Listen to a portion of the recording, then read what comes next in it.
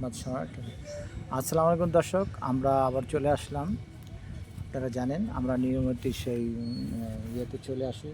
তা আমাদের মূল উদ্দেশ্য হলো কি দর্শক, আমরা যদি কেউ কথা বলতে পারে না, তার মনের কথা, তার মনের আকাঙ্ক্ষার কথা, তার ভাবনা চিন্তা, যারা কথা বলতে পারে না তাদের কথাগুলি আমরা তুলে ধরি স্ক্রিনের মাধ্যমে। তাদের যে চিন্তা চেতনা, তাদের যে কথাগুলি, সেগুলি আমরা সবসময় করি যেন আপনি বুঝতে সহজ হয়, বোঝার জন্য চেষ্টা করেন।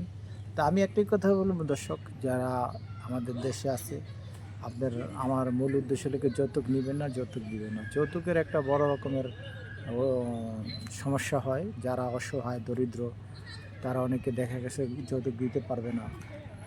অনেকের বাবা গরিব, রিক্সা চালায়, করে, তারা মনে করেন যৌতুক দেওয়ার ক্ষমতা নাই। তো এরকম কিছু করবেন না যে যৌতুক দাবি করে রাখবেন সে মেয়ের দেওয়ার ক্ষমতা নেই, তার বাবার সমর্থনে যৌতুক দেওয়ার। তখন দেখা গেছে ওই মেয়েটা আত্মহত্যা করে যৌতুকের জন্য, বাবা হয়তো বা মৃত্যুর সামনে হয়। তো আমি দর্শক একটাই কথা বলবো আমাদের আজকে এই চ্যানেলের মাধ্যমে, আপনারা যৌতুক কখন কারোর থেকে দাবি করবেন না। আর যদিও কেউ নিতে চায় সেখানে রেকর্ড করবেন। সেখানে সমাজের কিছু কিছু অংশ লোক আছে, এখনও ভালো লোক আছে, সবাই খারাপ না।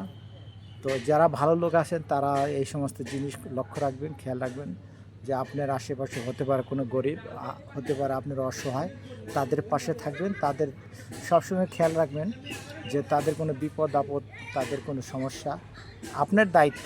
আপনার পাশে লোক, আপনি আল্লাহ তাআলা নিজে রাসূলুল্লাহ সাল্লাম তিনি বলছে, আজকে পাশের লোকেকে যদি কেউ সহযোগিতা করে, তাকে আল্লাহ সহযোগিতা করবে। তো আজকে আমি এইটি বলতে চাই যে এই স্ক্রিনের মাধ্যমে যে আপুটাকে দেখতেছেন, সেই আপুটাকে এমন একটা মনের মানুষ চায়, সেই মনের মানুষ তার মনের মতন হতে হবে। আর তার মোট কথা হলে সে, তার টাকা পয়সার অভাব নেই, কোনো কিছু সে চায় তার মতন। তো আজকে আমি একটা কথা বলবো আপুরে। আপু আসসালামু আলাইকুম, কেমন আছেন আপনি? ওয়ালাইকুম সালাম। আলহামদুলিল্লাহ ভালো আছি। আপনি কেমন আছেন? আমি ভালো আছি আপু। আপনি তো অনেক দিন ধরে আসতেছেন, অনেক করতেছেন আমাদের। তো আপনি যদি দর্শকের উদ্দেশ্যে কিছু কথা বলতেন। জি, দর্শকের উদ্দেশ্যে এটাই আমি বলতে চাই যে ভাইরা, আপনারা যেখান থেকে ভিডিওটা দেখতেছেন, অবশ্যই কথাগুলো মনোযোগ দিয়ে শুনবেন। আর কথা হচ্ছে কি, যৌতুক আমাদের বাংলাদেশে দেখেন অনেকজন মানুষ যৌতুক ছাড়া কিন্তু বিয়ে করেন না। যৌতুক জিনিসটা এমন, দেওয়া নেওয়া দুটাই কিন্তু দণ্ডনীয় অপরাধ, এটা আমরা সবাই জেনে আছি। এমন কোনো ব্যক্তি নাই যে আমরা জানি না যে বাংলাদেশের যৌতুক নেওয়া এবং দেওয়া দুটাই সমান অপরাধ, সবাই কিন্তু আমরা জানি। তো যৌতুক বিষয়টা আসলে, হ্যাঁ, আমাদের এলাকার মধ্যে যৌতুক ছাড়া বিয়ে হয় না। যেমন আমি বলি যে আমাকে অনেকজনে দেখতে আসে, আমি আমাকে বলি যে আমাকে দেখতে আসে অনেকজনে, দেখার পরে বলে যে বিয়ে ঠিক হয়, মেয়ে পছন্দ হয়েছে, বিয়ে হবে, এরকমটা।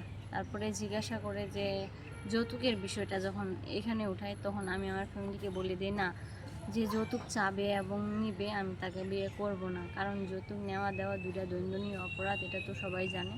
কিন্তু অনেকজনের চাহিদা আছে যে না, যৌতুক ছাড়া বিয়ে করবে না, বাস না করলে নাই।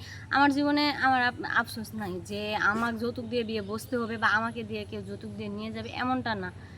কারণ আমি চাই এমন একটা ছেলে যে যৌতুক ছাড়া, বিনা স্বার্থে, বিনা অর্থে সে আমারে ভালোবাসে, বিয়ে করবে, এটা এরকম একটা ছেলে চাই। আর সেই ছেলেটা হোক গরিব ঘরের সন্তান, সেই ছেলেটা হোক দিনমজুরি খটে আসা, সেই ছেলেটা হোক রিক্সা চালক, সেই ছেলেটা হোক ভ্যান চালক, সে হোক না কেন, যাই হোক না কেন, কিন্তু ছেলেটা একটা ভালো মনের মানুষ হতে হবে, যার মধ্যে হিংসা থাকবে না, যার মধ্যে অহংকার থাকবে না, যার মধ্যে নারীর কোনো আসক্ত থাকবে না, যার মধ্যে কোনো নেশার কোনো দ্রব্য থাকবে না, এ ধরনের কোনো কিছু থাকবে না। 5 ওয়াক্ত নামাজ পড়বে, আমাকে হেফাজতে রাখবে, এমন একটা পুরুষ আমার জীবনে আসুক। আমি তাকে আমার জীবনসঙ্গী হিসাবে বানাবো। কারণ আমার ফ্যামিলিতে আমার বাড়ি গাড়ি সব কিছুই আছে, কারণ তো আমার ভাই নাই। আমি চাই যে সে ভাইয়ের জায়গাটা থেকেও ফ্যামিলির দিক থেকে সব কিছু যাতে পরিচালনা করে, সুন্দরভাবে দেখাশোনা করে। আমার লাইফে আমি এরকম একটা ছেলেই চাই। যদি স্ক্রিনে দেওয়া নাম্বার আছে, এখানে যোগাযোগ করবেন। যোগাযোগ করে ভাইরা, আপনারা যদি এরকম ছেলে পেয়ে থাকেন তাহলে অবশ্যই জানাবেন, আমি সেই ছেলেকে বিয়ে করব। দর্শক আপনারা শুনছেন তার মনের খবর, তার মনের যে বাসনা, যে মনের আকাঙ্ক্ষা। তো আপনারা জানেন আমরা বিভিন্ন সময় বিভিন্ন জায়গায় ভিডিও করে থাকি, তাই স্ক্রিনে নাম্বার দেওয়া থাকে। যদি কোনো হৃদয়বান ব্যক্তি ওনাকে ভালো লাগে তাহলে আমাদের সাথে যোগাযোগ করাবে। আজকে এখানে বিদায় নিচ্ছি। আসসালামু আলাইকুম। আবার অন্য কোথায় অন্য কোনো দিন।